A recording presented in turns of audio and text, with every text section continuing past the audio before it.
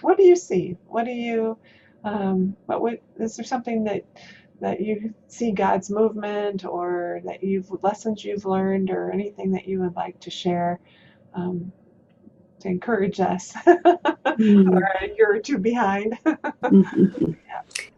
I think we're living in a very difficult time in the world and the church. There's struggles of every kind. Um, I would like to encourage the women today, um, those who love the Lord, to remember Jesus in everything you do. That it's not about you, it's not about your ministry. You're his representative, you wear his reputation. And even if um, there's opposition, um, and you're frightened, or um, there's disappointment, if God's asked you to, has given, placed in your hands something that he wants you to accomplish, uh, you need to be faithful and do it. It doesn't have to look pretty. God takes the offering we give him. But um, there are struggles that I couldn't even imagine uh, when I was coming up. And just the divisiveness that's going on, and um, failures in the church, and um, disillusionment, uh, and how we're Christians are viewed in the United States these days. Um, I just believe that God wants us to hear him and to move forward. We can make a difference in God's kingdom if we're willing to surrender to him. Surrender is hard because that means we're not trusting our own abilities. We're trusting God to reveal the way to go. And the world needs us. It needs our light, and love, the love of Christ. And the least among us need our help. We need to be helping those that others don't love. And we need to be a special light. And I would encourage you uh, that you look beyond your church culture, that you look to the lost, and to the hurting, and to the despondent.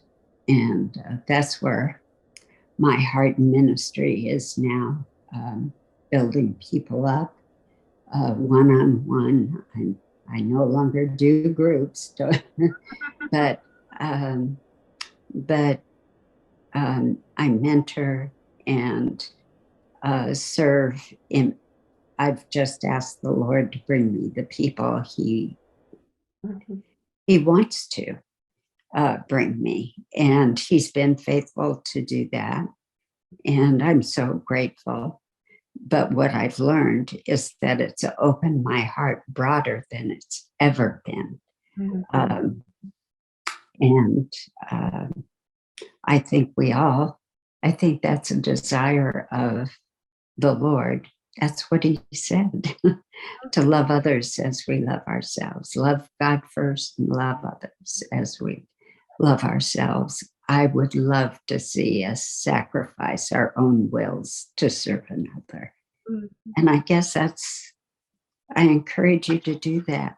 Listen to Jesus. That just brings tears to my eyes, Susie. That's just my heart too. Um, and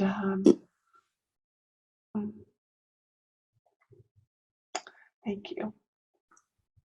Such a word of confirmation.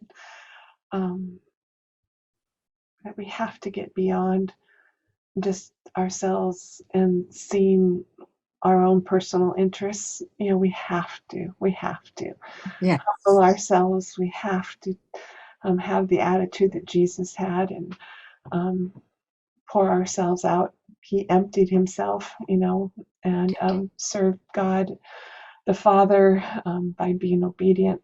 Just that Philippians 2 passage. And that's the model, it seems to me, for us to be serving him. And he calls us. And I think he comes to us in the marginalized and the oppressed and the despondent and the broken, and we are to be his arms of love, and to love on his behalf. The people around us in our communities, in our neighborhoods, sitting next to us in church. And I just love having you share that. It seriously brings tears to my eyes, because Mm. it just is so much my passion and call. And to have you as the founder of NEWIM speaking into my heart. And that's where I would love to see NEWIM be able um, to be women who are helping each other, strengthening one another in our love for him and in our service of him. It's not about us and about bigger and better and what we have accomplished, but it's all about what he can do and changing, that transformative changing of our hearts. That makes all the difference. His grace. So, well, thank you. You're Well, thank welcome. you for this time. Maybe we can get together again and we can share some more. But thank you so much for just sharing some of the history. I think it's historic. I think what you and the women were doing and the vision that God gave you and your obedience to follow, and how it just blossomed and touched so many. And I'm one of the beneficiaries of that. I've often said that NEWIM was just my lifeline, and Mm. that I'm so grateful for your ministry in my Still life. is. That's what I love. NEWIM is a lifeline for many still. So thank you. So Thank you, Luann.